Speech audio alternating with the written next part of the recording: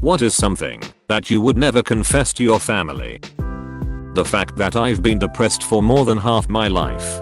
I remember a family friend had committed suicide and my parents were saying I don't understand how someone could do that. I calmly said I could really relate to why someone would do that. The look of disbelief and desperation in my mother's face broke my heart, and I realized how she had interpreted what I said. I don't live at home, and for almost a month afterwards she would call me every day to check on me and make sure I was okay and tell me that I'm loved, and if I ever needed to talk about anything she and my father were always there for me. I would never tell my mom that I don't like her cooking.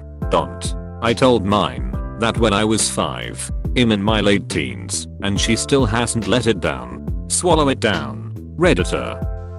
I have a daughter. I've never wanted kids, but being young, dumb and full of cum I got my fiancée pregnant, but with our issues we couldn't deal with actually taking care of a kid, so we put her up for adoption.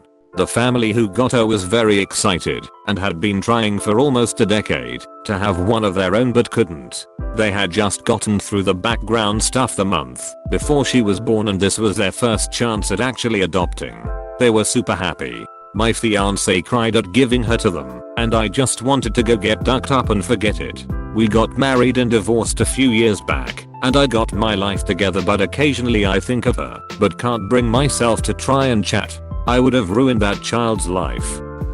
My younger aunt and I almost fooled around when we were kids. We didn't know about each other, and when we both met she was 13. I was 15. As we grew up there was a ton of flirting and sexual tension. It never came to anything, thank God, but we had some intimate conversations around it. Oddly enough, both of us are very close today and have even spoke about how ridiculous the whole thing was. Edit for some F.A. Queuing comments. Technically my half aunt. Mom had me at 16. Grandpa had an affair with another woman. Produced my aunt 2 years later, and subsequently left grandmother for other woman. For the record, both of those women are lovely. I rarely see the grandmother, who lives far away, but the other woman lives in the same state and sees her great grandson and I with some frequency.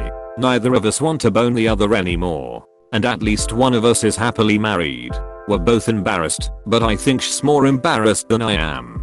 That being said, she is very attractive and younger me fantasized about it a lot, and I will always have those fantasies with me. We have children and those children see each other infrequently, attend each other's birthday parties, yada yada. We've rarely talked about it, but when we have it's very dismissive, like what the hell was wrong with us type thing. Obviously, it's always there for me, and I'm pretty sure for her. I can't interact with her without thinking, hey, remember that time we talked about fooling around and then never did? That I accidentally got her, my mom, a non-vegetarian hot dog one time. I just didn't think when I was ordering. She thought it was the best veggie dog ever and had a great night's sleep that night. I will take that to the grave with me. Edit, clarifying who her is. That I handcraft / cast in silicone, nerdy sex toys, and pay bills with darn money. That I don't share their love and obsession with the band Heart. They would never look at me the same if I ever confessed to this. Most of my mental health was caused by them. I love my parents, but I'm mentally screwed up. I'm not a sociopath, but I have issues, and I'm Asian and mental health isn't something that is considered an illness in the Asian community. My extended family thinks I've had no career or salary advancement for 10 years. I play a bumbling idiot with them who just can't catch a break. Reason being, fear a cavalcade of self-inflicted sob stories and GoFundMe grifters. I don't want to be hit up for loans every other week. I'm actually a senior manager at an established consulting firm. If they had a good reason for their misery other than got drunk with the money for bills and didn't pay them, I would help them out. Pretending to be a struggling idiot deflects any attempts at soliciting me for money. Note, I live out of state from them, and they don't travel. So I only have to maintain this foolish charade for Thanksgiving and Christmas.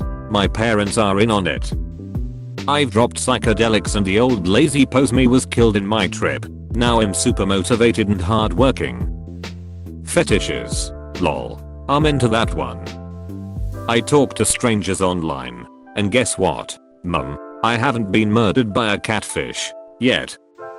In high school, when they thought I was at a wholesome sleepover, I was actually completely wasted on cheap vodka, running around on the local golf course and peeing without abandon. I met a random redditor for sex and quite enjoyed it. That I started masturbating every day at age 9. They know that I have a better relationship with my friends than I do with them. My second husband, that they all think is wonderful, has cheated on me, and it's actually far worse than the cheating that caused my first divorce from my high school sweetheart I had spent 15 years and had 2 children with, and I daily wish that, if I had to work on a marriage, it were my first. Him going through the motions. And I smile and nod while they gush about him. If they knew he had slept with 5 other women in the course of our relationship, it would be awful. I found out about all of them in the course of a few months. A year after we married.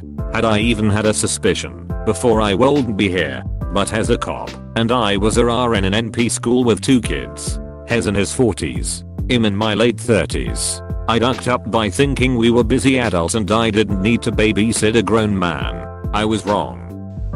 Please subscribe and leave a like if you enjoyed this video, and if you want to see more of Reddit Universe.